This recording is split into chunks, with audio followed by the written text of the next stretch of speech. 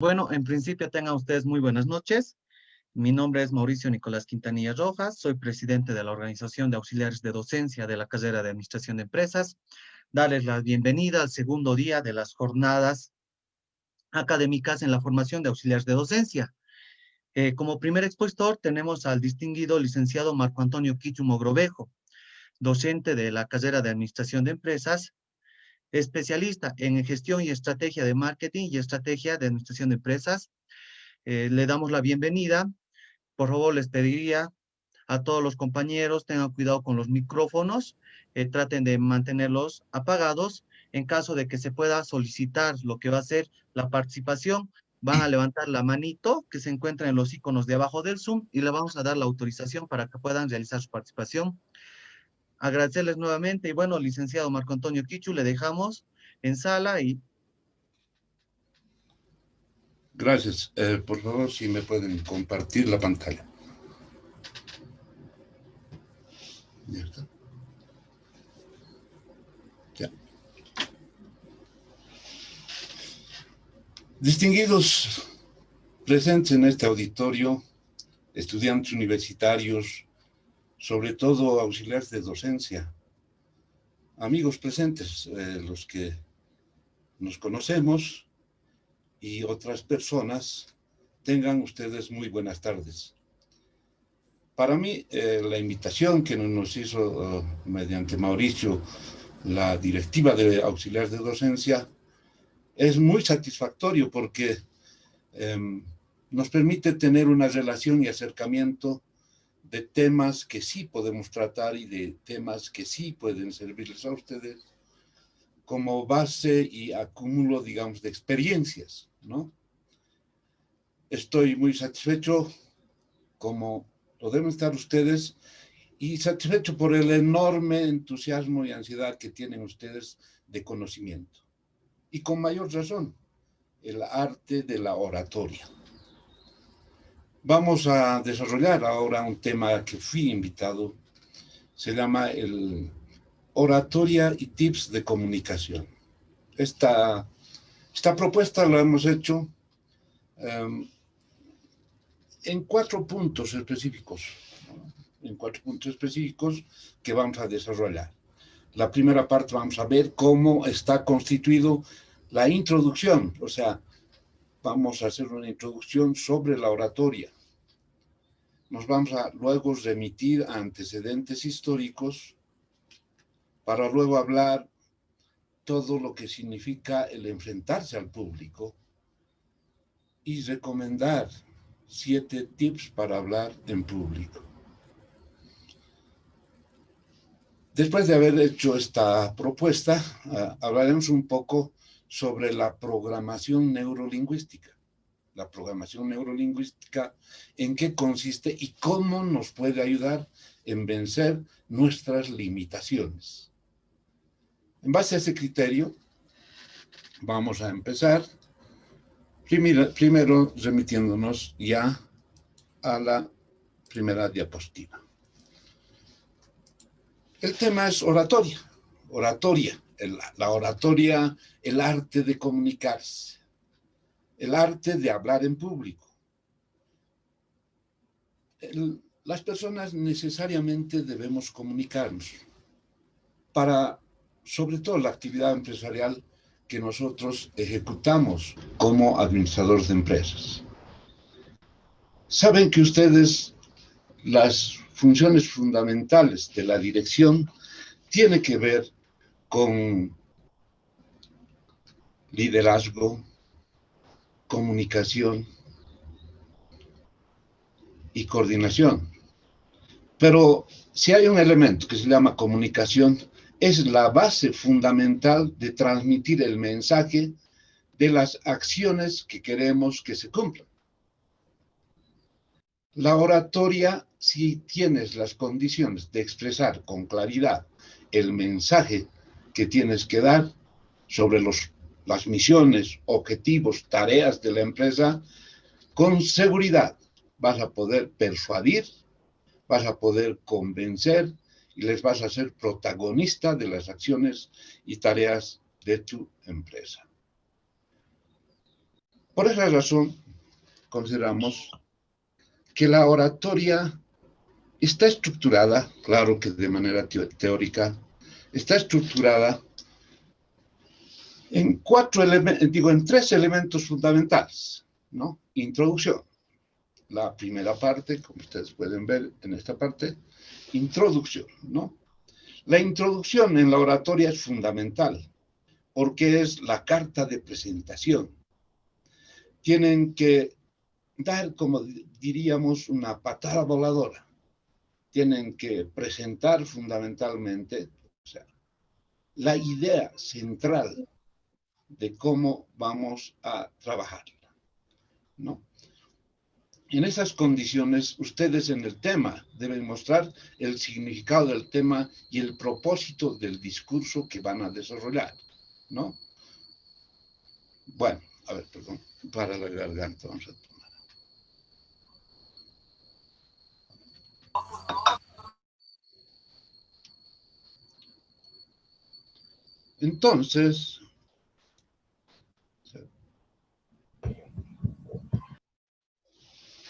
Entonces, hablando de la introducción, que es la parte, lo esencial, podríamos decir, el discurso que va a persuadir la primera muestra que vamos a demostrar, ¿no? Inmediatamente viene el desarrollo que se llama cuerpo, desarrollo, ¿no? Este desarrollo, ¿no? Tiene que llamar la atención, pero sobre todo tiene que establecer el tema, el propósito del discurso, desarrollar sobre cuál es el problema, las causas, consecuencias que demuestra de un problema que queremos expresar. Es decir, tiene que ver el contexto fundamental donde estamos queriendo expresar un tema específico, ¿no? Normalmente un discurso, sea cual fuera, tenemos que acomodarnos en el contexto, ¿no? Pero una vez desarrollado el tema, demostrando el problema central, explicando su condición del problema central, seguramente terminaremos con la exposición. Pero otro de los elementos fundamentales está conocida como la conclusión.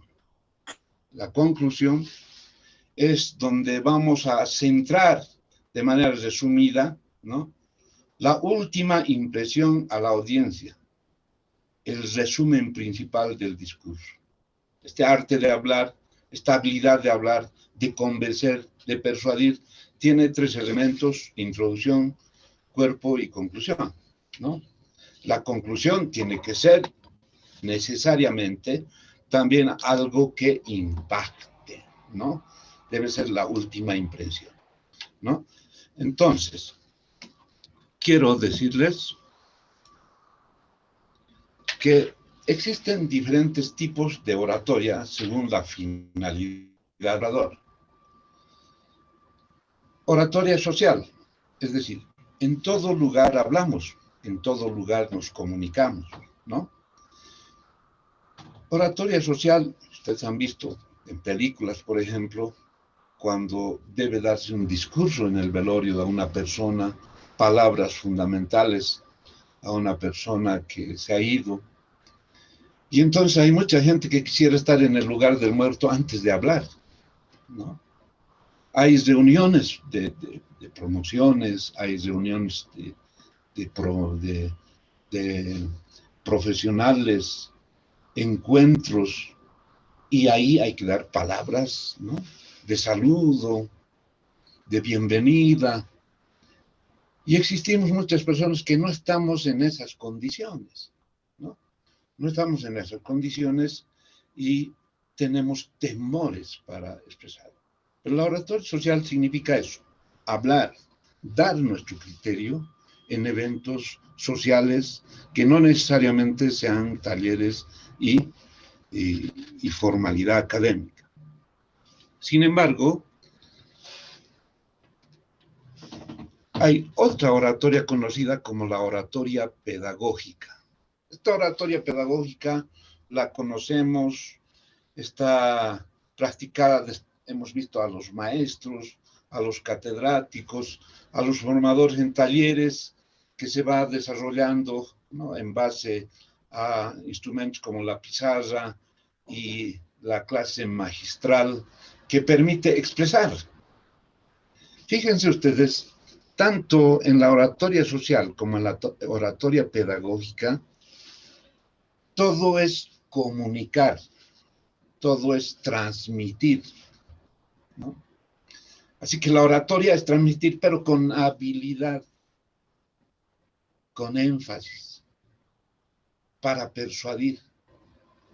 Ya sea social, en lo social tienes que tener la capacidad de hacer llorar, de hacer reír, de hacer emocionar.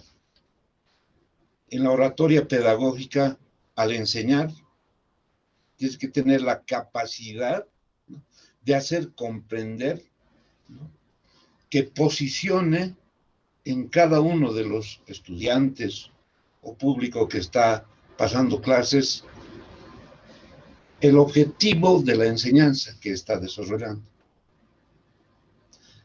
De eso se trata la oratoria pedagógica. Es necesario la oratoria pedagógica porque tiene que comunicar el tema en concreto. Asimismo, hay la oratoria forense. Los abogados, generalmente los jueces. Hablamos de la oratoria forense, es precisamente donde los abogados deben defender causas, aplicando la justicia, la ley, las normas. Pero ahí también tienen que tener habilidad de coordinar sus expresiones. Ahí tienen que tener la habilidad de dar el mensaje ante los jueces y ante los tribunales para convencer respecto a su defensa. Entonces, en todas estas oratorias significa arte en cada momento.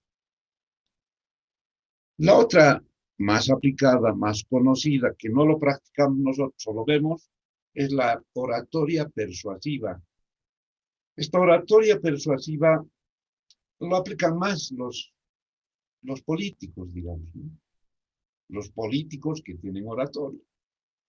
Los políticos que dan el mensaje claro y que hacen conocer, motivando a las personas a afiliarse o unirse a sus objetivos o proyectos que tengan.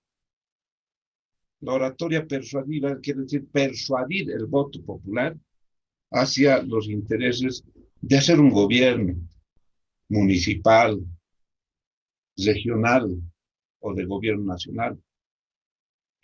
Pero mire, si un orador persuasivo, orador político, no tiene las condiciones de expresar de manera clara la propuesta como mensaje, ¿qué vamos a conseguir? Imagínense, por ejemplo, en este momento tenemos varios candidatos que quieren ser alcaldes, ¿no? Y estos candidatos están en su derecho, tienen grandes ideas, pero ideas que no son bien expresadas. Imagínense ustedes, estos oradores políticos no tienen el carisma de expresar, por ejemplo, la realidad concreta. Todos nos están ofreciendo cielo y tierra, cuando el gobierno nos ha rebajado del 10% del presupuesto nacional de la nación al 8.5% para que funcionen 9 gobernaciones, ¿no?, y 432 municipios en Bolivia, con el 8.5% del presupuesto nacional. Yo no sé en qué están pensando, cómo están queriendo convencer. No hay ideas, ¿no?, estrella, que permitan ser viables y que sean bien expresados. No existe. Parece que solamente estamos pidiendo un apoyo amiguito. La oratoria persuasiva tiene que tener estas condiciones de persuadir, de convencer, de hacer llegar el mensaje. Por otro lado, también tenemos la oratoria sacra o religiosa. Y esta oratoria generalmente se les ve a los sacerdotes, a los pastores, que podría decir que tienen bien desarrollado.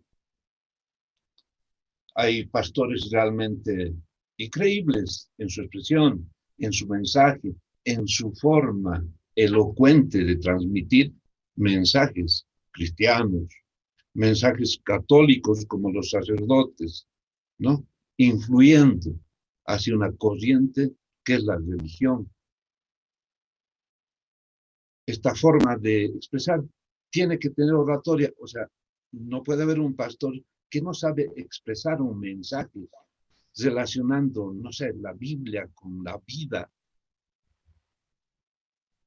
Estos son los tipos de oratoria social, pedagógica, forense, persuasiva y religiosa. En todos estos tipos de oratoria, que son desafíos para nosotros y la vida, porque en cualquiera de ellas podemos estar presentes, debemos desarrollar la oratoria, pero con este principio: arte de transmitir, arte de hablar en público. Esa es la finalidad del orador.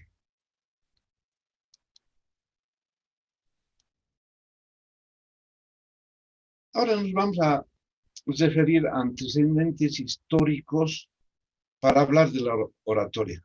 Y nos vamos a remontar a la antigua Grecia. En Grecia, por ejemplo, ¿no? Donde estuvo Platón, Aristóteles, Sócrates, ¿no? Podemos decirles que había allá en la asamblea que se conocía en la antigua Grecia durante el periodo de 1054, en el siglo, en 146 años antes de Cristo, más o menos, ¿no? En estas asambleas eran los primeros organizados, ¿no?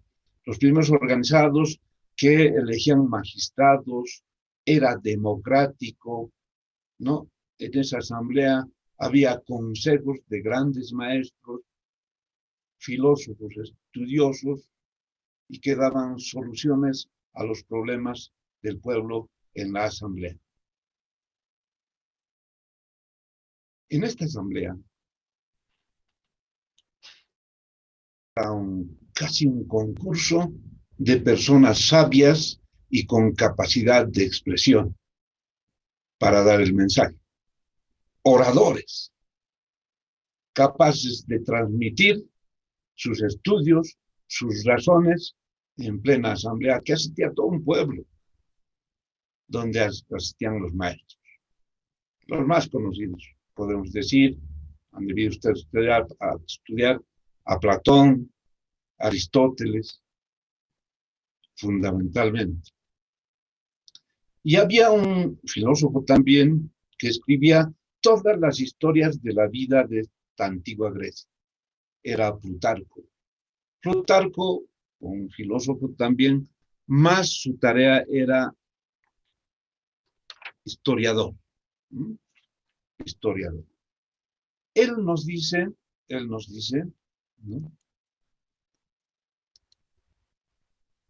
que habían hombres en las asambleas que tenían ese don de transmitir mediante la palabra los mensajes importantes para convencer al pueblo. De ahí que Plutarco escribía sobre algunas palabras célebres, ¿no?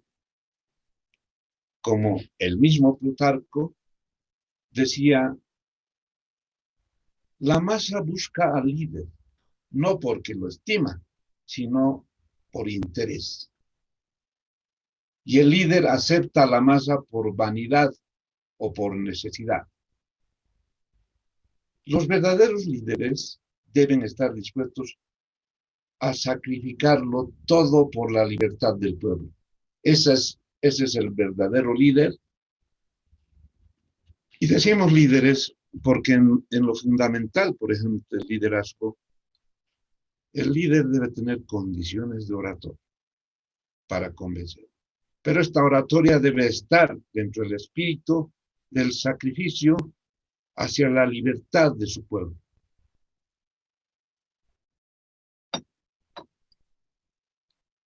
Habla también de Platón.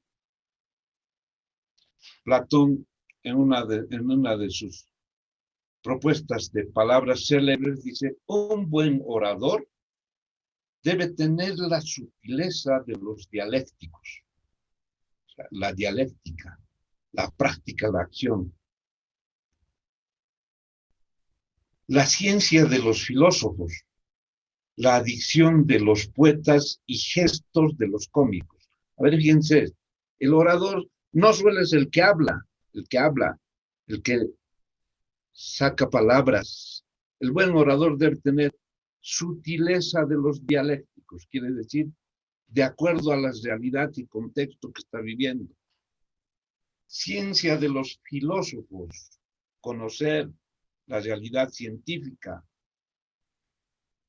Adicción de los poetas, este arte de hablar bien, de recitar, de hablar como locutor, que decimos, una voz bien interesante. Y gestos de los cómicos, que muestres tus condiciones de reír, de ser serio. Estas condiciones debería tener un orador, según las palabras de Platón. Pero también Aristóteles, que fue discípulo de Platón, dice, para el orador, o sea, para ello, quien emite el discurso se vale de la lógica del sentido común, lógica de la opinión pública. Es que cuando tienes que expresar un mensaje, ¿no?, con arte, tienes que inmiscuirte en la realidad del contexto. ¿Cuál es el contexto? El contexto es a las personas que están enviando el mensaje. O sea, no puedes dar discurso, ¿no?, de calvos en un contexto de melenudos, por decirlo, ¿no? Entonces tienes que ubicarte en el contexto. Esa es la lógica de opinión pública. ¿Cómo está pensando desde tu percepción ese público al que te estás refiriendo? Pero miren, Plutarco nos cuenta que había un hombre que se llamaba Demóstenes, que es el padre de la oratoria. Demóstenes quedó huérfano muy chico, le arrebataron las riquezas de su padre y tuvo que vérselas para luchar por la vida. Demóstenes tenía el interés de participar como buen orador en la asamblea. Y bueno, se preparaba y consideraba que podía hacer eso. Resulta que tenía un problema por todo lo que le ha pasado. Era tartamudo. Pero tenía la condición de sí querer ser un orador para defender causas de los ciudadanos de Atenas. Llegó un momento en que decide participar, va a la asamblea y pide la palabra. Pide la palabra Demóstenes en la asamblea, pero con estas limitaciones de tartamudo, ¿no? De que repetía las palabras, la gente se reía, la gente le humillaba. Le fue muy mal. Le fue tan mal que decidió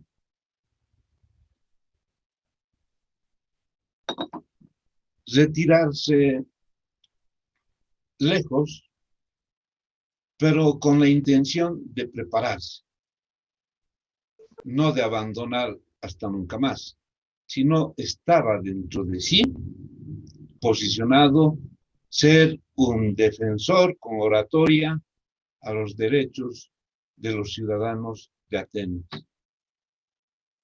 Y entonces, de tal forma, él se rapó el cabello para no volver a la ciudad. Antes parecía que era más o menos un cautivo. Él se rapó el cabello y se fue al campo.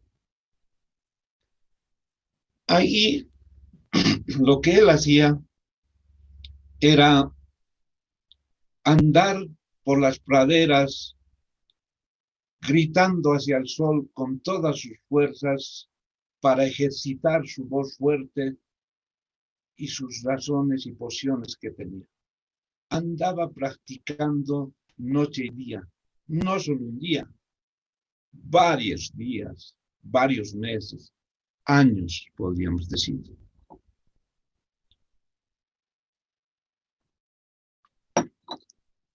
Ensayaba, esto podríamos decir, sus tips de Demóstenes era gritar al cielo, con todos sus pulmones, gritar con fuerza en las praderas, pero no gritar solamente, sino discursiar al cielo, discursiar a lo lejano, al sol, para ejercitar la fuerza de sus pulmones al hablar.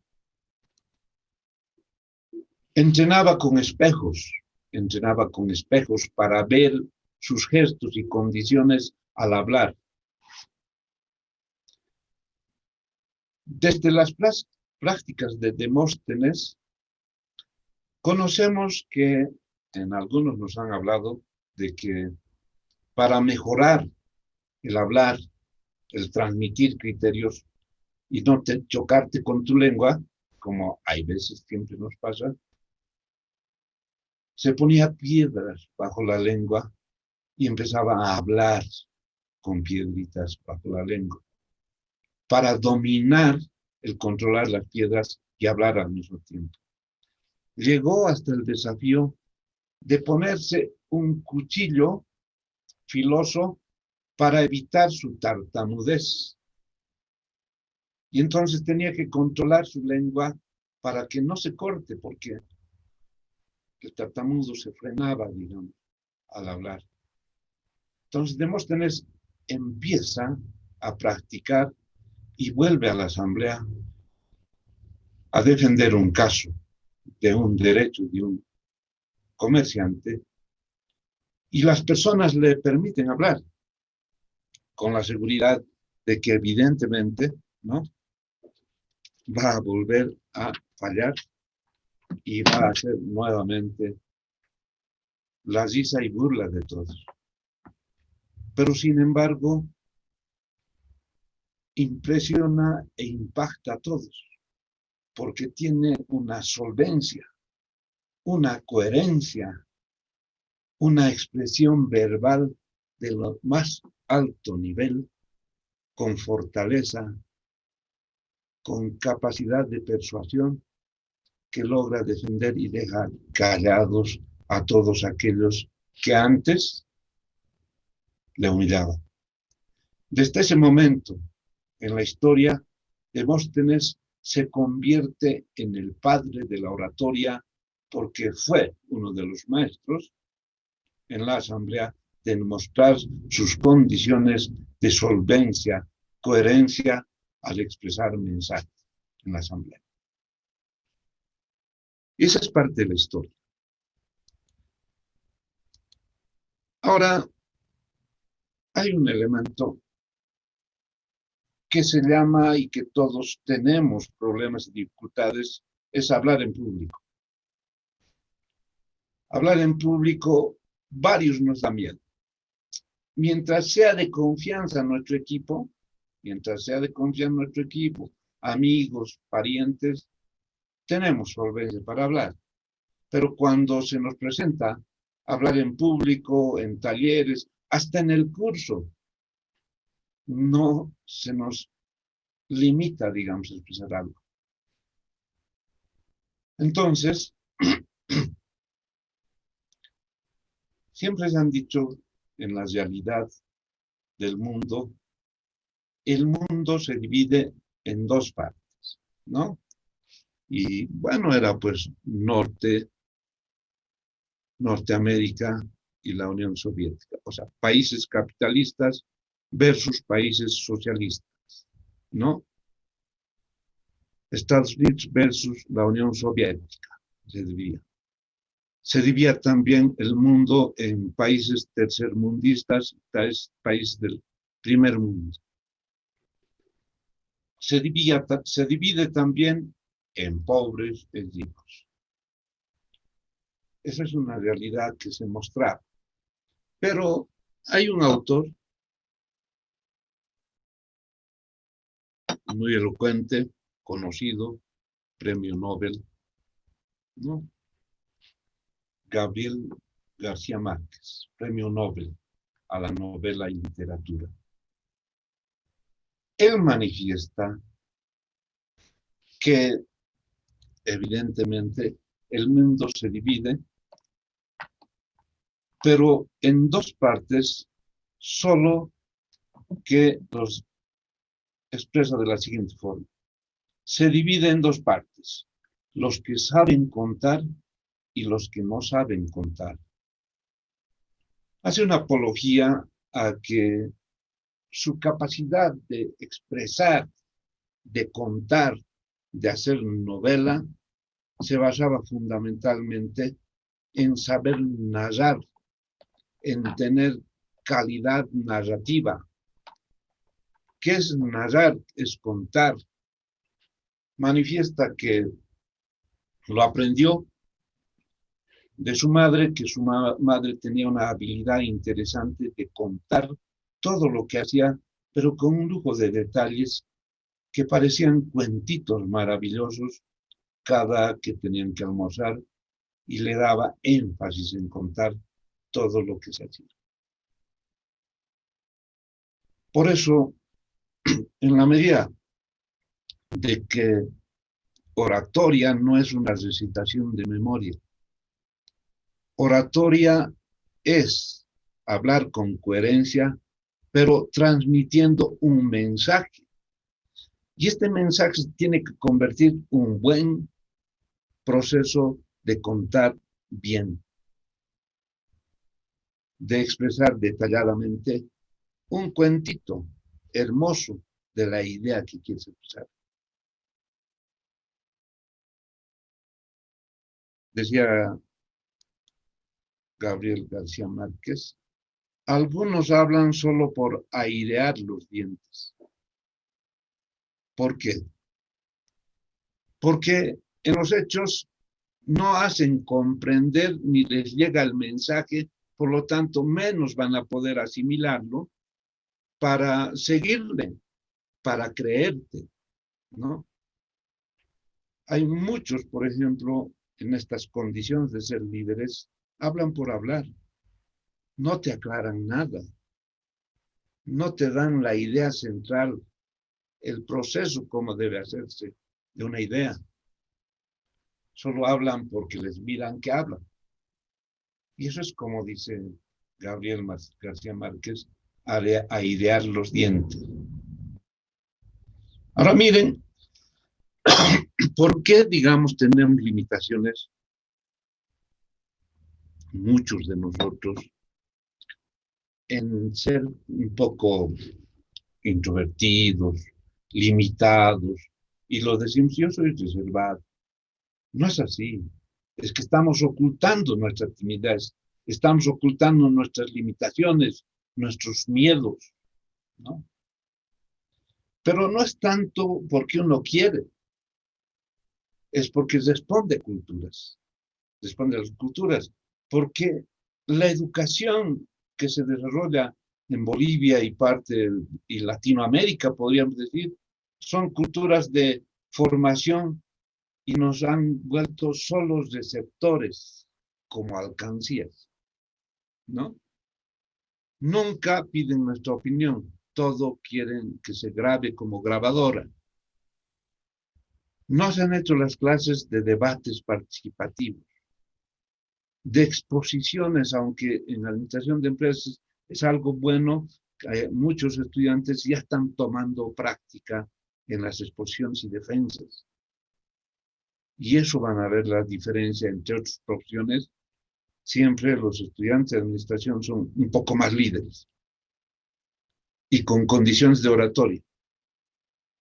Pero creo que hay que vencer más limitaciones. Creo que debemos cambiar estructuras, incluso, La laptop no está dando. educación y enseñanza, ¿no? Entonces, esta es la idea. Hablar en público tiene que ver necesariamente con la comunicación. Y la comunicación, o sea, el hablar en público, es un privilegio, ¿no? Entonces, para eso debemos estar preparados. Ahora, miren,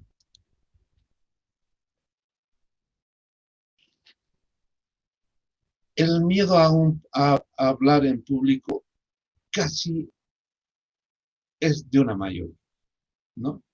El miedo de hablar en público tienen varios. O sea, tenemos, por ejemplo, que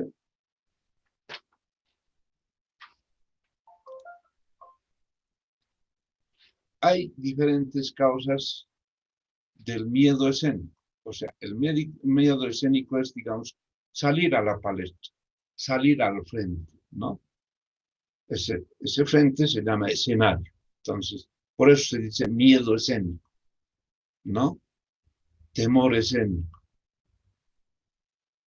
Por estos elementos es que hemos tenido una educación sobreprotectora. No los piensan, no nos dejan dar nuestros criterios. Más bien, de acuerdo y gracias a Chavenato, se considera que los trabajadores ahora son intelectuales, talentosos. Por eso hay que hacer la gestión del talento humano. Resulta que puede que los trabajadores del nivel operativo más bajo pueden sugerir ideas, pueden ayudar harto a nuestra empresa, ¿no? Ya no somos los sabiondos de las soluciones. Entonces, la educación sobreprotectora, que dejaba que solamente sean peones, engranajes de trabajo, no permitía el desarrollo para que estos desarrollen su oratorio liderazgo.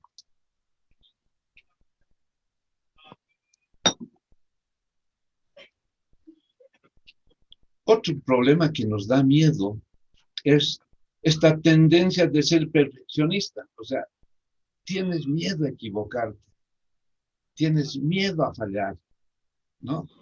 Sabes, pero no quieres decirlo por ahí. Alguien sabe más. Estás poniendo en la posición de ser juzgado como desmontes. Entonces, en la medida de que se venza este criterio de ser siempre perfecto, vas a ir venciendo el miedo. Hay otras experiencias, por ejemplo, el miedo a hablar en público por experiencias negativas que hayas tenido. Estas experiencias negativas pueden ser en el momento que estabas queriendo lanzarte, digamos, como hablar a público, alguien se ha hecho la burla, alguien te ha hecho la mueca, alguien ha hablado mal de ti, se ha reído, digamos, pánicos, ¿no? Resentimientos internos, psicológicos, que luego para nuevamente enfrentarte a un público, te da miedo hablar, te da pánico hablar. Y fundamentalmente, otro de los miedos que da al hablar en público es la falta de práctica. En la medida que no te animes, en la medida que no nos animemos a hablar, nunca vamos a enfrentar. No escapando vas a resolver tu problema. Debemos asumir. Por eso la falta de práctica, el atreverse, es fundamental. Yo decía, por ejemplo, en la participación de asambleas estudiantiles, cuando yo era estudiante, habían oradores increíbles. Yo quería ser partícipe, pero era tímido, tenía limitaciones, pero tenía que atreverme, pues. Así que cuando la primera vez hablé levantando mi mano, pude hablar bien, pero estaba transpirando bastante y además se paralizó mi brazo al hablar y terminé así, agotado. Pero la segunda vez, más fácil, la tercera ya estaba como pez en el agua. Es enfrentar y es practicar.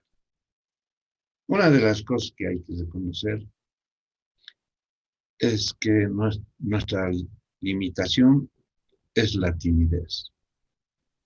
¿Ven? Hay gente que por timidez ni saluda, tiene vergüenza saludar, y después tanto no saludar, lo hacen una personalidad como si fuera una persona rígida, maleducada, y no es así. La timidez le está empujando a tener esta actitud. La timidez hay que reconocerla y hay que tratar de vencerla. Además hay que vencer el miedo. El miedo a la crítica. Nunca nos basemos, siempre va a haber la crítica. Y a veces es envidia.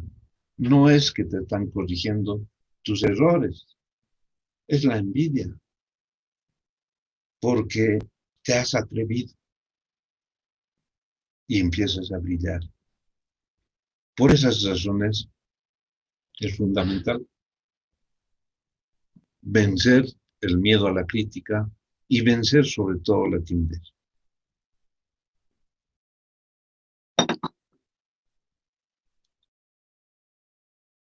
Bien. Hay un miedo escénico, pero es diferente a la tensión escénica. El miedo escénico es enfermizo, es un pánico. Quieres que te trague la tierra, ¿no? En cambio, la tensión escénica es esta condición que sí, pues estás nervioso, sientas hormigueo en las manos, ¿no? Tienes transpiración en las manos, pero enfrentas, afrontas. Esa es una tensión. No crean que los oradores son tranquilos, no se les mueve un pelo, el escenario o el público, no es así. Siempre hay esta condición de tener tensión escénica antes de salir a expresar un discurso. En cambio, el miedo escénico nos lleva más, digamos, a condiciones casi enfermizas psicológicas. Les decía que hablar en público es un privilegio. Pero, ¿quiénes pueden hablar en público? ¿Quiénes tienen esta condición de hablar en público? Todos, todos. Y sencillamente todos tienen esta condición.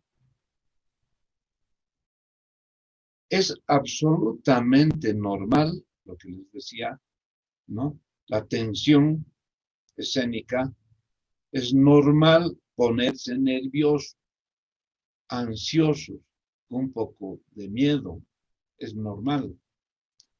En un estudio de California, dice que el 75% de la población de California tiene glosofobia. ¿Qué es la glosofobia? Es el miedo de hablar en público, ¿no? O sea que estamos hablando de California, se supone en Norteamérica, ¿no? Hay mejores condiciones de escuelas, son más abiertos, etcétera.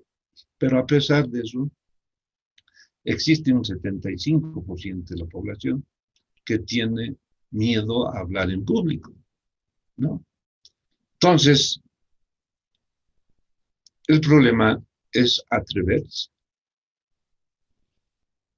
Uno puede ser tímido y profesionalmente dedicarse a la oratoria, siendo tímido.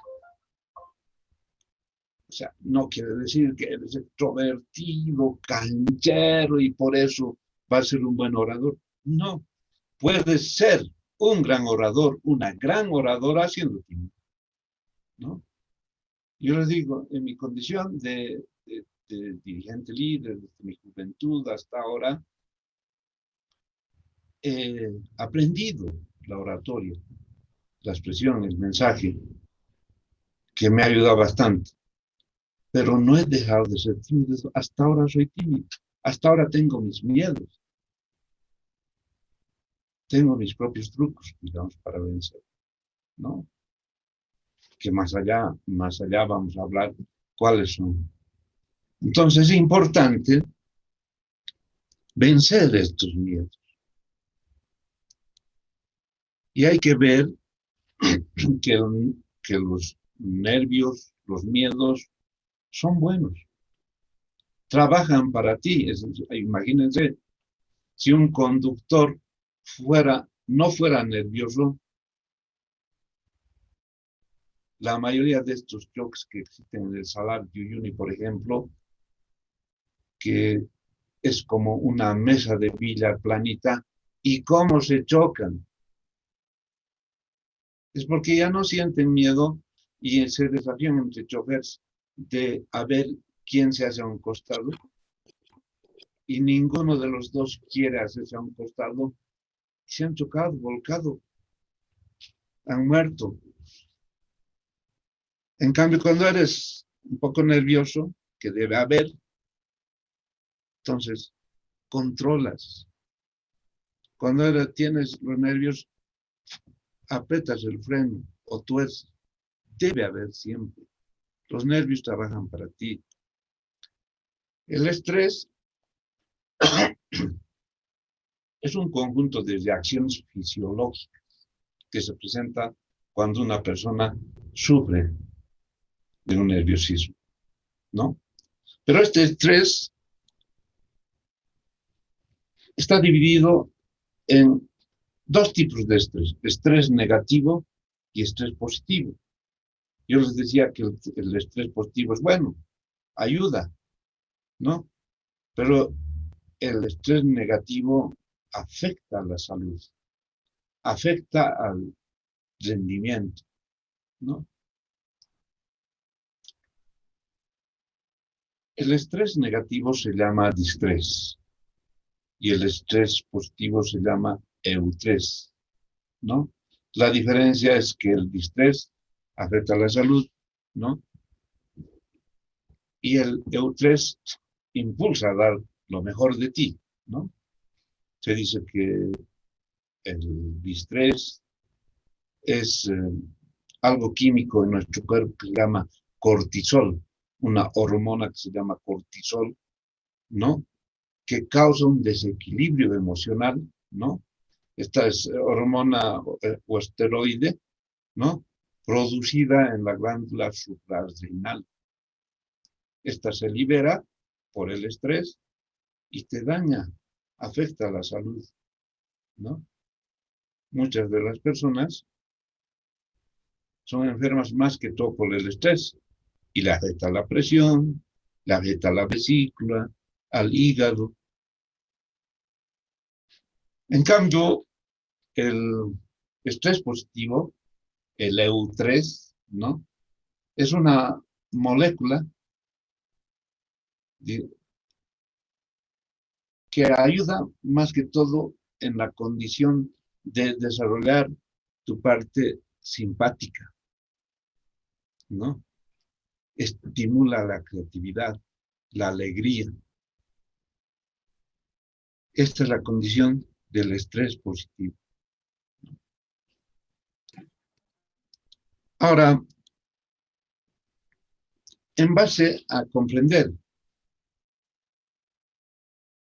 cómo influye mucho el estrés para hablar en público, porque la base fundamental, aparte de los tips que hemos mostrado sobre practicar, ¿no? Está fundamentalmente vencer el estrés. El estrés. Y por eso vamos a expresarles ahora 7 tips fundamentales para hablar en público. 7 tips, conociendo ya lo adelante. El primer tip, controla tu ansiedad y nerviosismo. Tienes que controlar tu ansiedad, tu nerviosismo. Pero hay mucha gente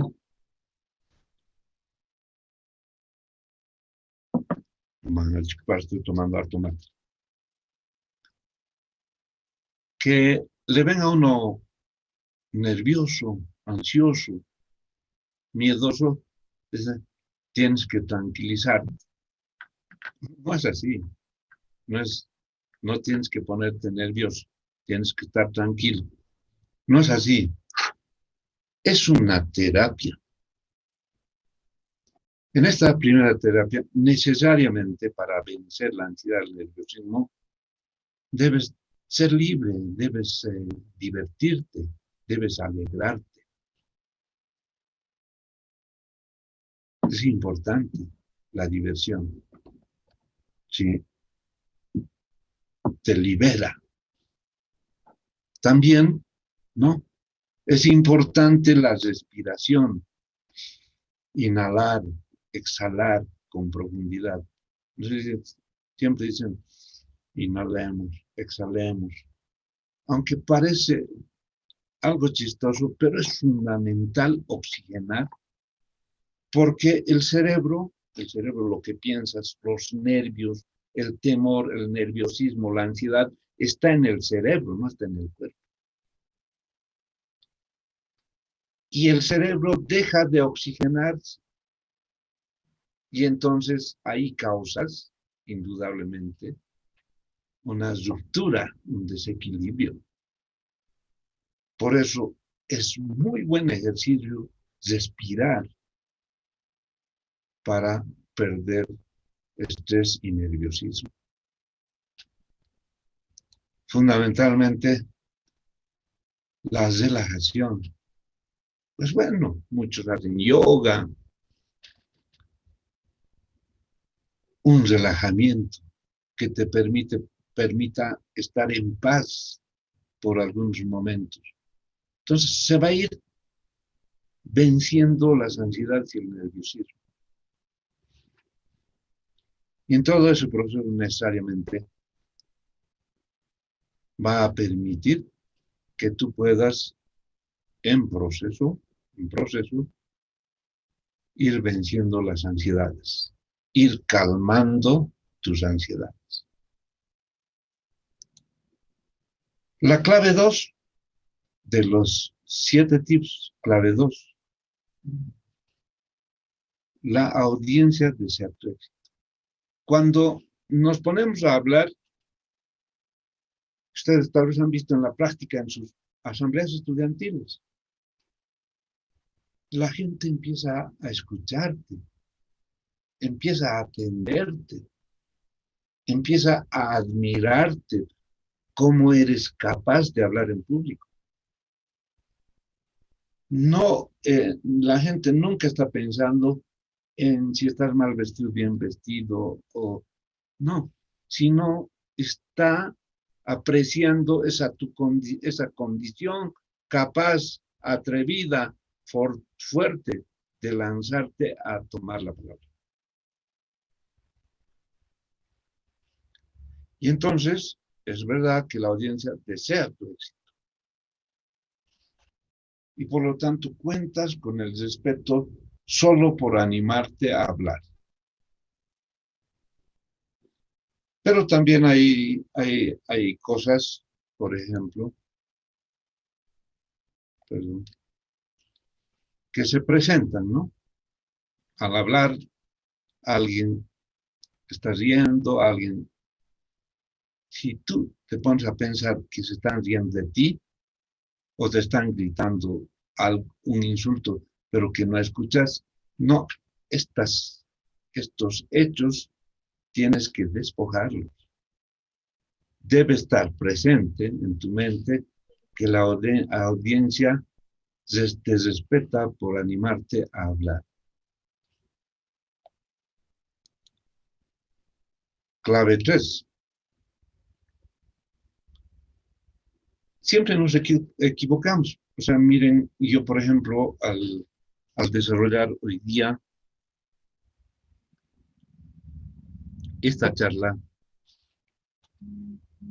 he tenido varios choques, digamos, con mi lengua. O sea, eso es normal.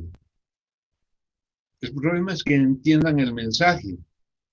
La mayoría de los que están aquí seguramente están escuchando más el mensaje y no tanto se han concentrado en algún error que haya podido cometer. Por eso la clave es, ¿no? Ignora pequeños fallos. Ignora pequeños fallos, ¿no?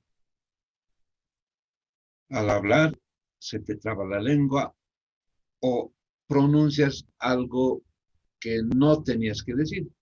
Pero sencillamente discúlpate y mejora, ¿no? Y continúa si te has equivocado. Pero hay cosas que sin querer has errado, ¿no? Como yo veía en un congreso, un buen orador, un dirigente universitario estudiantil en Cochabamba, le dan la palabra, hace un discurso y después le invita a una compañera luchadora y le dice, ahora va a hablar la compañera Vilma, miembro del centro de este, ¿no? Es un error, ¿no? Un lapsus linguis. Quería decir miembro de la directiva. Pero como era mujer, le ha querido dar femenino, miembro. Pero el mensaje ha salido diferente. Y entonces el mundo se ha empezado a reír de ese error garrafal. Pero entonces en ese caso, ¿qué se hace? Hay que utilizar las neuronas del espejo. Si la gente se ha reído, reíte con ellos.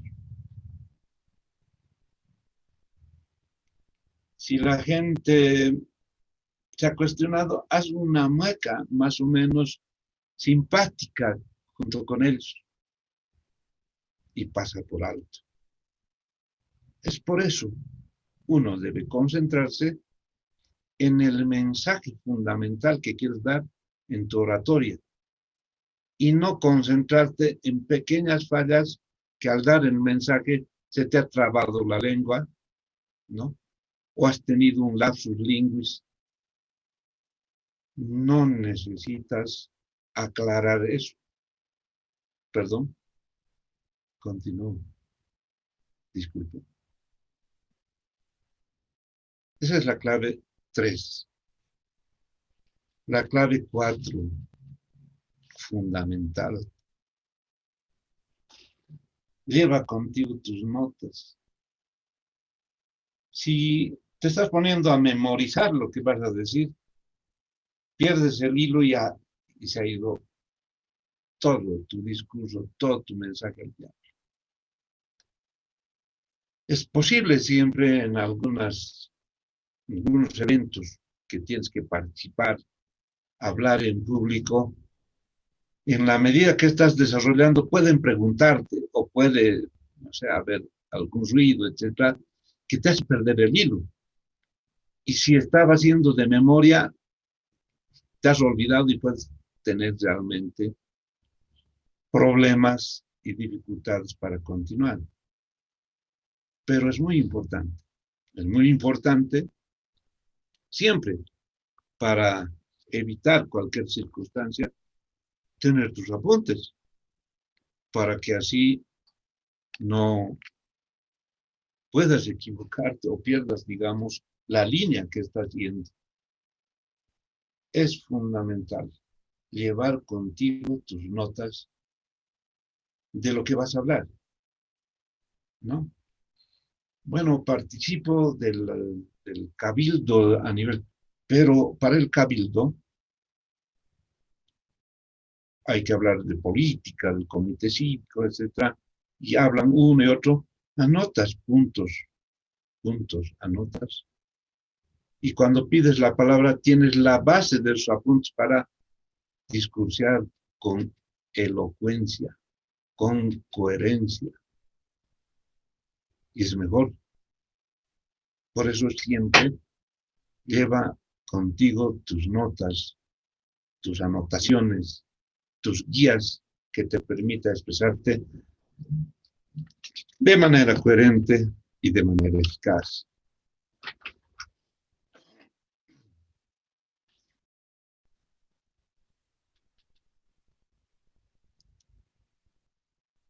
Hemos hablado de estos elementos y ahora vamos a hablar de la clave 5. Es importante cuando hables, algo que debes memorizar es siempre tu apertura, es tu inicio. Posiblemente, como ahora, puedas empezar saludando.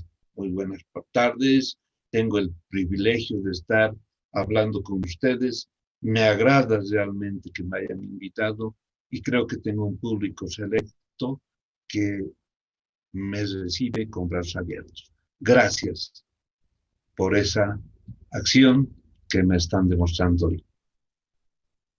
O sea, pero no va a estar en ese momento creando mensajes.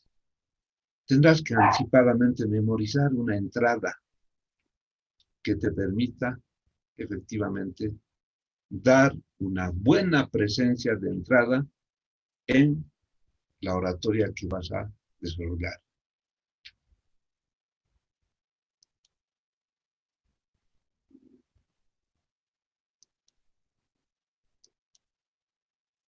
Clave 6. La clave 6 tiene que ver ahora, controla tu lengua corporal, o sea, tu forma de postura, de hablar. Utiliza los instrumentos que tienes, cuerpo, manos, sonrisa, ojos, muecas, ¿no? Porque no es bueno hablar como robot, ¿no? Hola, ¿cómo están? Es siempre bueno conversar, ¿no? Porque en la oratoria no estás dando una recitación de memoria. En la oratoria estás conversando en voz alta con un público. Y entonces, en la medida que puedas, si tienes que reír, ríe. Si tienes que mostrar seriedad en el momento, hazlo. Pero no estás obligando al público a que te siga, sino tienes que acomodarte en ese contexto. En ese contexto. Movimientos, gestos. Sé visible en tus gestos. Quiere decir, sé natural. Sé simple. Sé tú misma. Tú mismo. No necesitamos mostrar posturas que no es en nuestra vida cotidiana, ¿no? Eso es importante. Y la clave 7 es ensayar. Esto es lo importante. Ensaya, ¿no? Y en el ensayo, bueno, algunas veces he dicho a los alumnos, para tener esta facilidad de palabra, es bueno ponerse una piedrita bien lavada, indudablemente, debajo de la lengua y leer periódico en voz alta. Es bueno ponerse un bolígrafo entre los labios y leer un periódico en voz alta.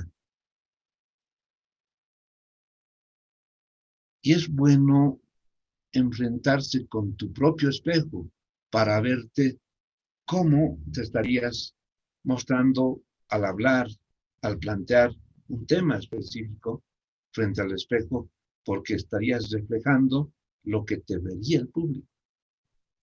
Ensaya en un espejo.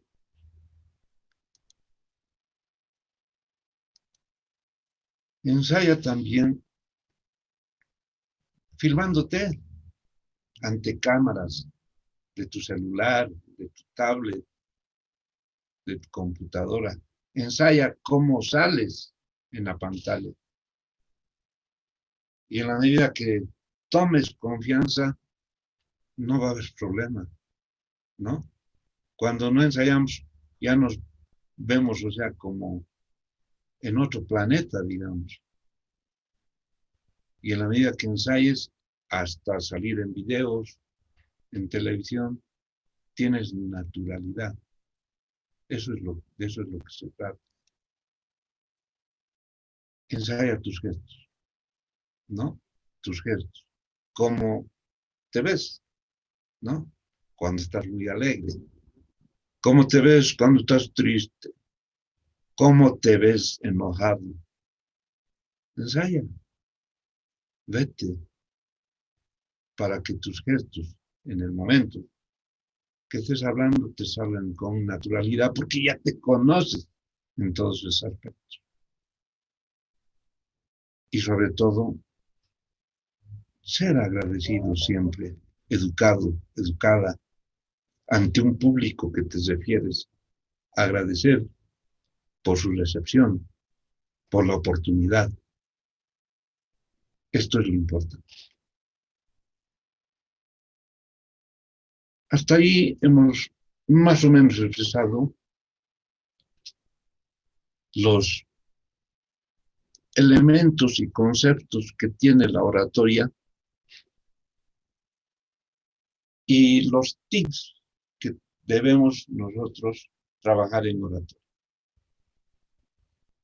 Entonces, ahora yo les voy a proponer un ejercicio de cómo vencer esos límites de timidez, miedo escénico, etcétera, donde debemos profundizar a partir de la programación neurolingüística.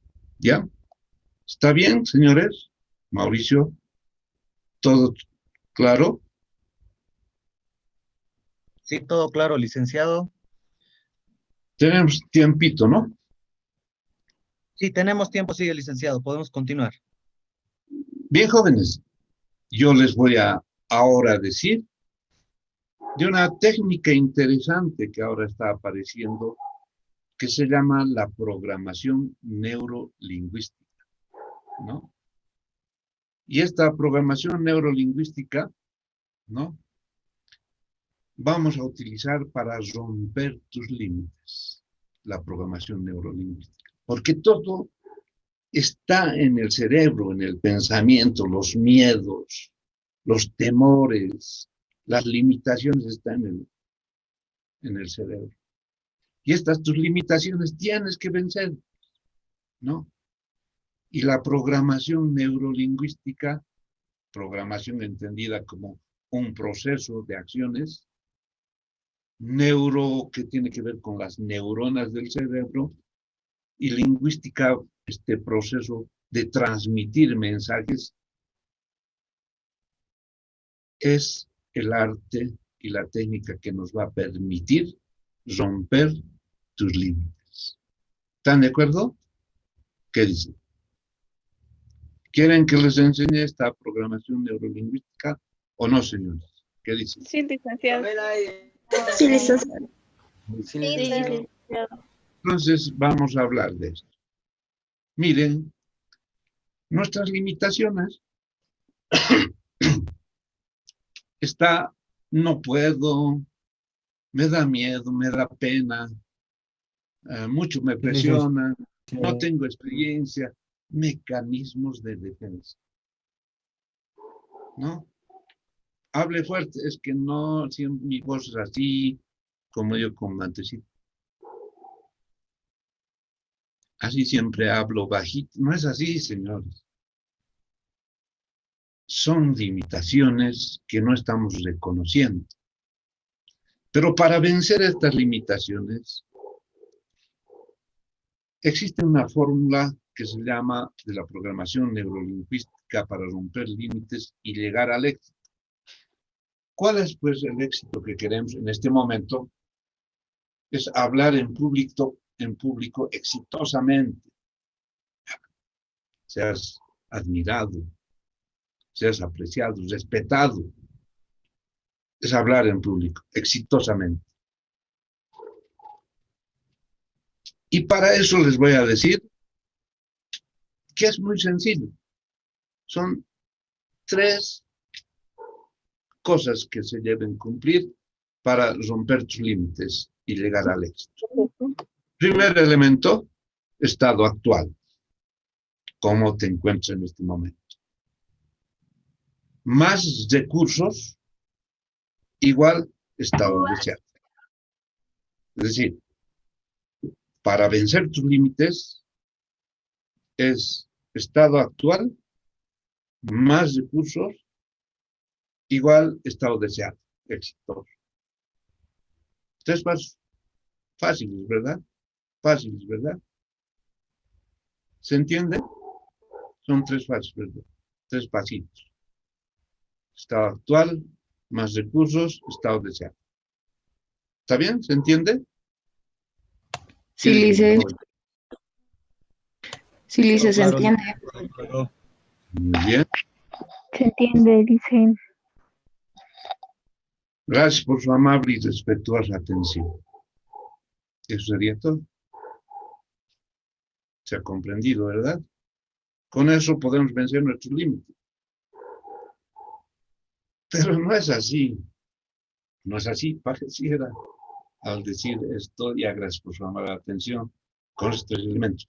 Esos 3 elementos deben destacarse de esta manera. Estado actual quiere decir, nos revisamos cuáles son nuestras limitaciones ahora en este momento. Yo quiero ser orador. Yo quiero ser un líder que exprese con claridad mensajes. Pero no puedo, no tengo las condiciones. Quiero, pero no puedo. Cuando estoy intentando, se me olvida. ¿No? Me pongo nervioso. Entonces, para eso se necesitan recursos. Para vencer ese estado actual, se necesitan 4 ingredientes de los que vamos a hablar. 4 ingredientes para vencer tus limitaciones. Y llegar al estado deseado, pues, hablar con solvencia, ser líder, ser orador. Y vamos a hablar entonces de estos 4 ingredientes. Sin embargo, es importante que ustedes conozcan el efecto mariposa, ¿no? El efecto mariposa manifiesta, bueno, esto tiene que ver con la física cuántica. La física cuántica dice que para que nosotros podamos tener todos los movimientos, pensar, hay mucha gente habilosa en varias cosas, pero solo, ¿no? Una célula puede destruir todo eso, ¿no? La bomba atómica, por ejemplo, ha sido un átomo, la base fundamental para hacer un fenómeno gigante. Entonces, ¿qué es el fenómeno mariposa? Son pequeñas acciones capaces de generar grandes cambios positivos en el futuro, ¿no? Los chinos dicen el efecto mariposa, ¿no? Un aleteo de una mariposa, esta onda que produce, podría en el otro extremo del mundo convertirse en un huracán. Porque entre cruzado de naturalezas, esa onda se puede volver en gigante. Eso es un proverbio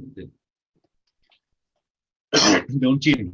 Y Edward Lorenz es uno de los tipos que habla más de la física cuántica y de que empezar algo pequeñito puedes convertirlo en el futuro en algo gigante, ¿no?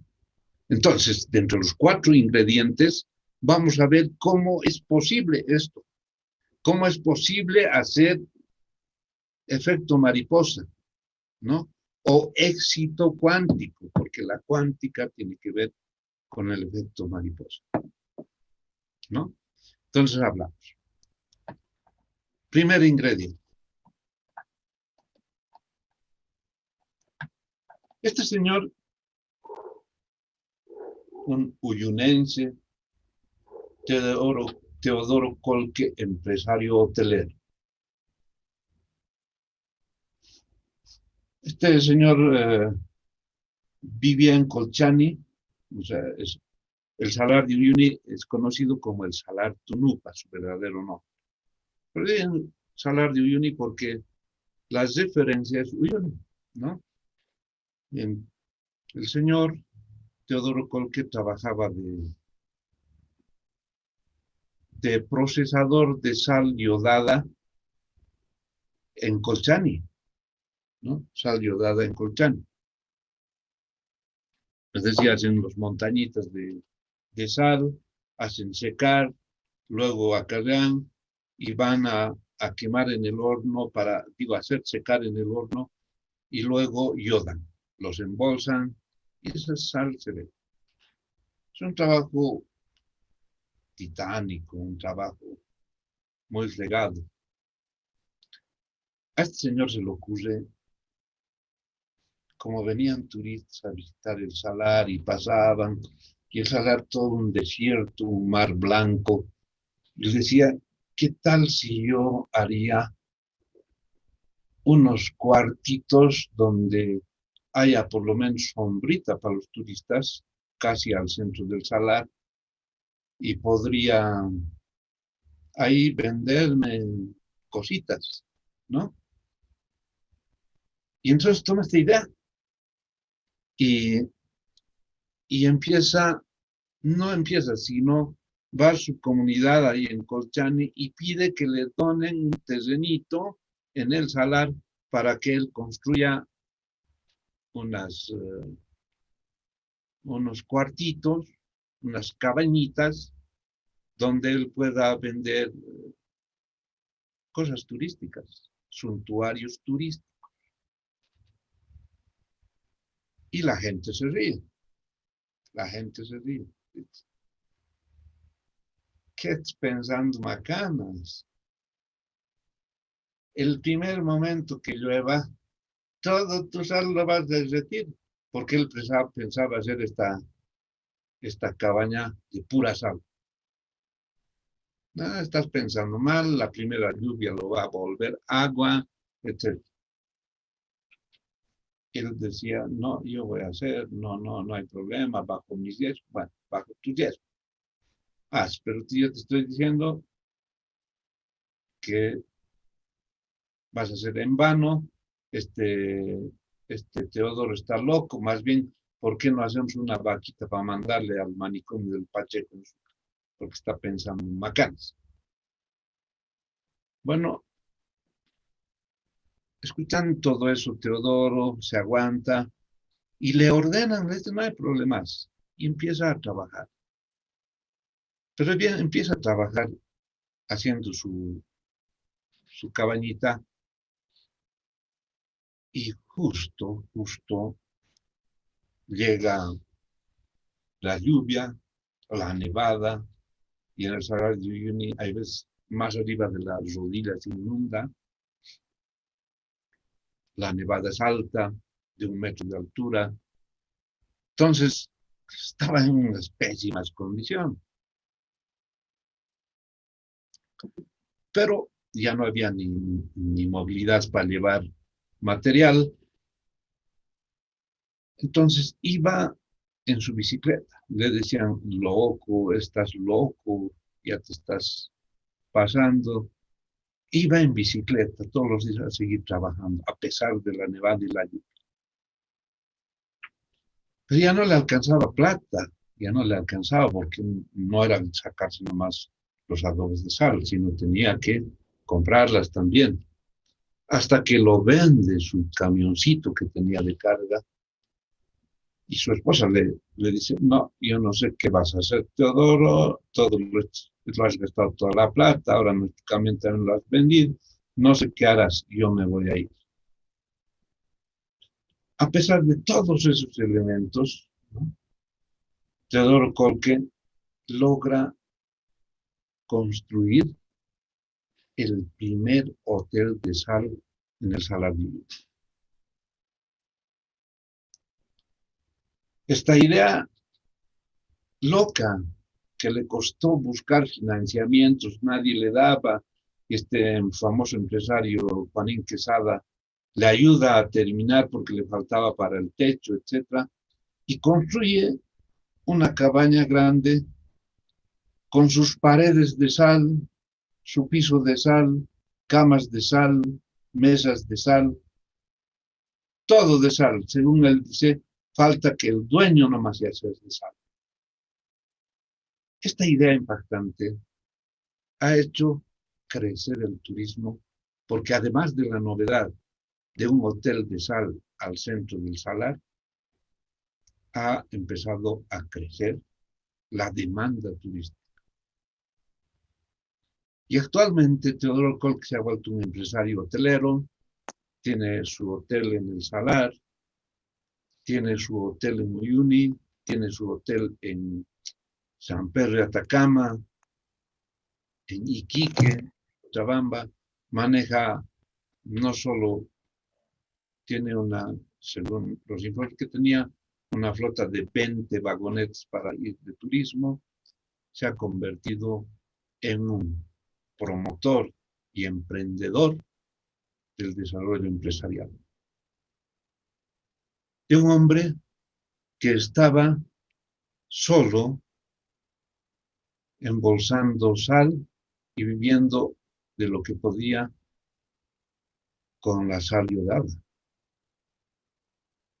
Entonces, al final, contra viento, contra marea, contra insultos, contra el tiempo, ha logrado su objetivo y se ha convertido en un gran empresario hotelero. Entonces,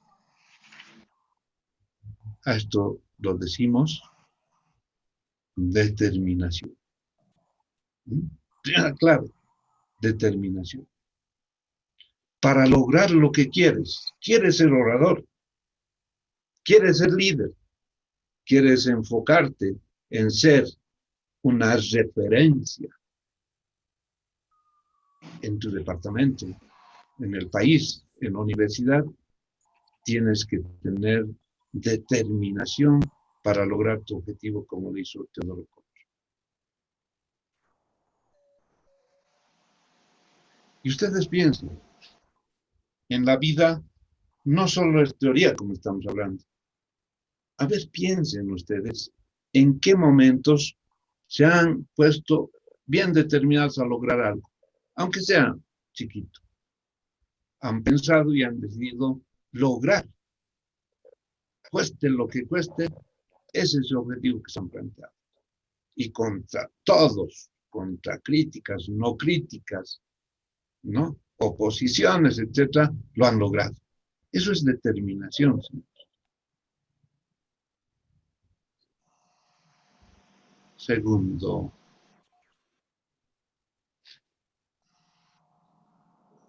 este es un niño, Glenn Cunningham, tuvo un accidente a los 7 años en Kansas. Este niño y su hermanito vivían en un pueblito en Kansas. Y ese pueblo tenía reuniones en una escuelita, ¿no? una escuelita, y en esta escuelita pasaban los niños clases. Y en las mañanas prendían la estufa para que caliente y pasen clases los niños. Una de esas mañanas fueron a prender Glenn y su hermanito la estufa antes de ir a clases. Pero no se cercioraron que en esa aula habían dejado gasolinas abiertas y se habían volteado y estaban echadas. Ellos fueron sin darse cuenta y lo encendieron la estufa y se incendiaron. De tal forma que salvaron al uno y a Glenn casi lo pierden porque se quemó totalmente sus pies. Fue internado en la clínica, una pena. El pueblo se solidarizaba con ellos y Glenn estaba en el hospital, en una cama, mientras hablaba en el pasillo cerca de la puerta con la gente que le visitaba, ¿no? Y escuchó Glenn que decía, pobrecito de su hijito Glenn, qué pena, cuánto lamentábamos. Ahora nunca más va a volver a caminar el chico porque los tiene totalmente hechos los pies. Y escuchó y dijo, cuando vuelve su mami le dijo, mamá, ¿cierto que no voy a volver a caminar? No, no, no, hijo. Y Glenn dice, no, mamá, yo voy a volver a caminar. Yo voy a volver a caminar. Entonces salen del hospital, Glenn sabía estar ahí postrado, pero mientras salía su mamá, hacía todos los intentos de querer caminar, ¿no? Se caían, le ha costado tiempo ponerse de pie y caminar. Le da una sorpresa a su madre cuando vuelve al verle de pie y caminando. Y le dice, mira mamá, ya camino.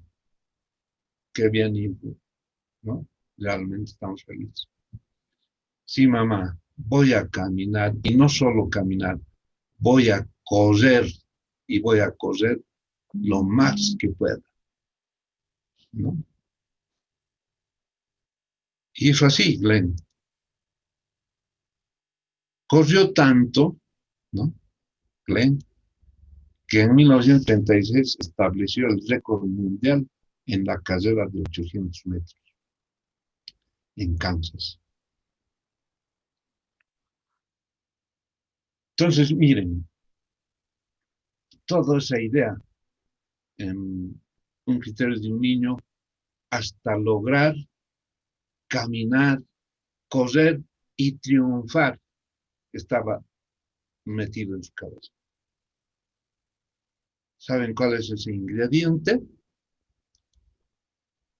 Fe en ti mismo. Primero está la determinación, tienes que estar decidido en lograr un primer ingrediente. Y varias veces lo han debido hacer ustedes, aunque de pequeñas cosas. Pero la determinación tiene que ser también fe en ti mismo, condición de poder lograr eso.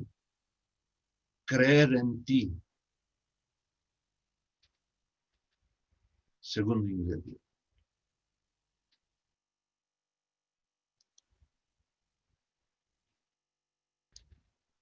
Un joven, un niño, diríamos, estaba en una escuelita más o menos a sus 6 años, muy niño. Será pues en el kinder, digamos. Este niño atendía a la maestra y la maestra les contaba de África, del Congo. Y les decía que los niños en África no van a la escuela. No van a la escuela porque no tienen agua. Y hay niños que están muriendo sin agua. Y Rian decía, ¿cómo es posible un niño de 6 años, no? ¿Cómo es posible no tengan agua? Yo voy a mi casa, abro el grifo de la pila, voy al baño, hasta en la taza hay agua. ¿Cómo es posible que no tengan esa agua? No tienen. Y entonces, ¿qué se puede hacer para que tengan esos niños agua y puedan ir a la escuela? Su maestro le dice, hay una fundación que está recaudando fondos para hacer pozos y tengan pozos de estos niños en el Congo y tengan agua. ¿Y cuánto necesito?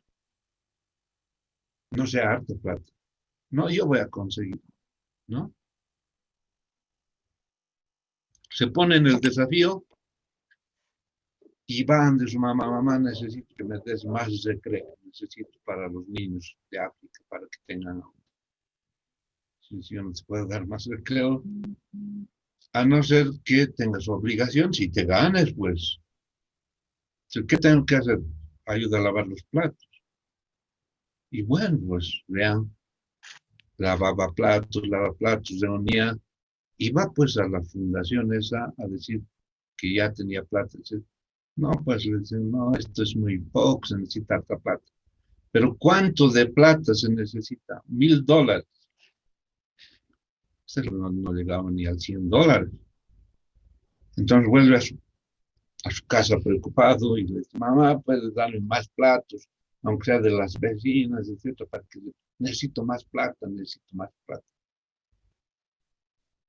Tal fue el entusiasmo de este niño, desde muy temprana edad, que todo el tiempo andaba viendo cómo conseguía dinero, que el pueblo, el lugar donde vivía, empezó a solidarizarse y empezó a hacer acciones para ayudarle a recaudar. Reúne los $1,000 y lo envían al Congo, África.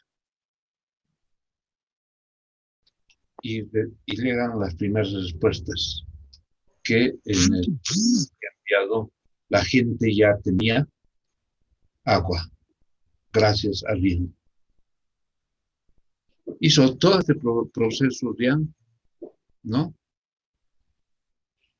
Hasta ya, mayor de 14 años, logró visitar a invitación de los africanos del Congo a que les visite y vea lo que logró.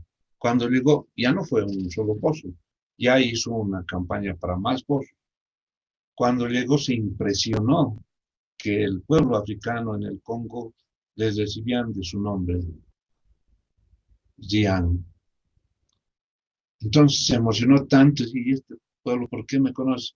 Porque vas a ver lo que has hecho. Y en un pueblo que había logrado que varios pozos elaborados que satisfacían de agua a este pueblo. Y luego se convierte en un personaje ya más adulto, ¿no? Y hace la fundación Rian Well para llevar agua a personas en los países en desarrollo. Y ha recibido muchos premios por su trabajo, ¿no? Esta acción que hacía de este niño contra toda diversidad, enfocado solamente a lograr agua para los niños de África en el Congo, es el tercer ingrediente que se llama enfoque, ¿no? Tienes determinación,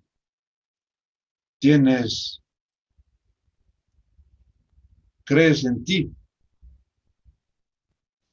tienes que tener enfoque, tienes que ver hacia dónde estás apuntando. Si tienes determinación, la fuerza tendrás. Si tienes confianza en ti, serás un hombre, una mujer seguro o segura de lograr tu emprendimiento. Y si tienes enfoque que vas a lograr sabes tu meta, a dónde vas a llegar, con seguridad estás haciendo un gran aporte. Y tercer ingrediente. Thomas Edison, ¿no? Ustedes le conocen, un inventor interesante también. Surge también en su niñez, Thomas Edison, a sus 7 años aproximadamente. Se queda sin padre. Y solo vivía con su madre en Michigan. Y asistió a la escuela, a su escuela. En una experiencia breve de la escuela, le expulsan a Thomas Edison. Era un hombre dinámico, pero en la estructura de las escuelas no calaba. Le expulsan y le mandan una carta con el mismo Thomas Edison, diciendo: distinguida señora, porque su madre era ex profesora, había trabajado de profesora antes. Le mandan: señora profesora, realmente su hijo no rinde, ¿no? Su hijo no puede. Lo único que les recomendamos es que usted se haga personalmente su educación. Y como no sabía leer Thomas Edison, le pregunta a su madre y le dice: mamá, ¿qué dice en la carta? Aquí dice en la carta: señora, su hijo es muy inteligente. Es el más inteligente de todos y no hay capacidad de los docentes de poder enseñarle a él. Yo creo que usted puede enseñarle con libros más avanzados para que se prepare. Su hijo tiene condiciones mucho más altas que las de la escuela. Por eso no podemos enseñarle, enséñale usted. Lea así la carta cuando era al contrario. Entonces, estudia con su madre. A sus 10 años hace su primer laboratorio de experimentos. A sus 14 años ya tenía inventos. A sus 16 años desea independizarse y se va a trabajar. Y después, en la búsqueda de mejorar sus condiciones, iba siempre inventando cosas. El telégrafo. Hasta que le tomaban de loco cuando salía a las calles, ¿no? Más o menos cómo podría alumbrar una vela en el día, ¿no? Con su vela. Y le dicen: ¿qué haces?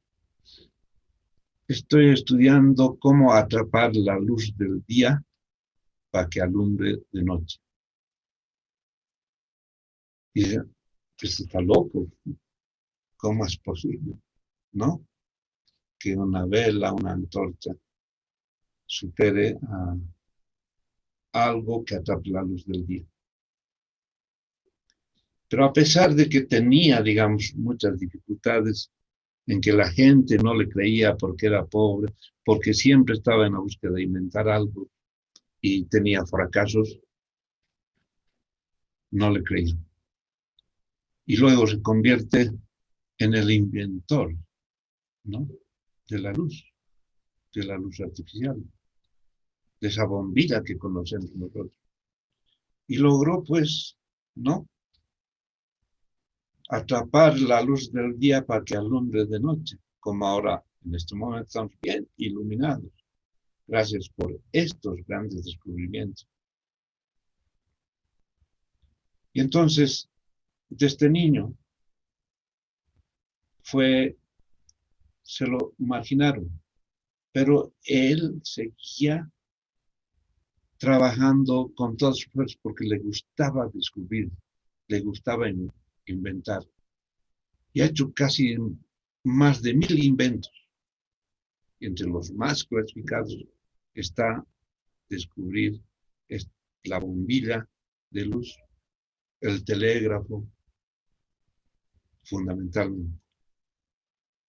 Este proceso que ha llevado desde su juventud, sin escuela, sin universidad, autodidacta, educada con su madre, ha llevado adelante para ser al hombre, ¿no?, más respetado en el mundo y en el siglo XXI hasta ahora.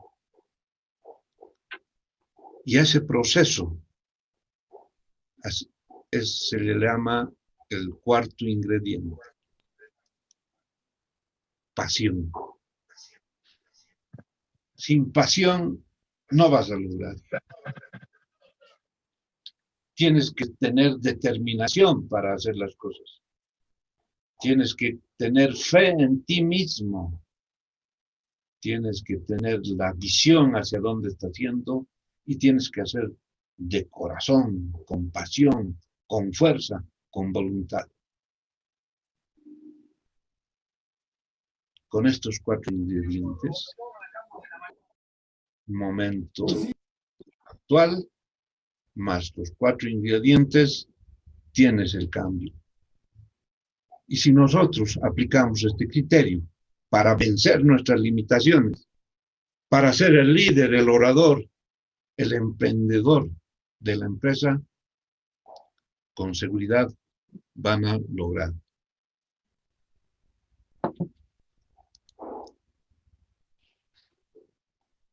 Finalmente, distinguidos estudiantes, jóvenes, universitarios, auxiliares de docencia, presentes en esta noche y en esta exposición, les quiero decir que en sus manos está vencer las limitaciones. En sus manos está resolver no solo los problemas de estudio, de liderazgo, de oratoria que ustedes tengan, porque serán los instrumentos de comunicación que con la oratoria, con el liderazgo, les permitan transmitir soluciones a este país. A ti, joven universitario, a ti, joven universitario, te le damos la responsabilidad de resolver los problemas actuales de este país. En tus manos está la solución. Es importante ser determinado, es importante tener fe en ti mismo, tener enfoque del futuro. Además, hacerlo con pasión, con amor. Con estas ideas fundamentales, seguramente serás un emprendedor, una emprendedora y una persona que resuelva los problemas desde tu liderazgo, desde tu emprendimiento, desde tu fuerza de juventud. Gracias y éxito cuántico para todos ustedes.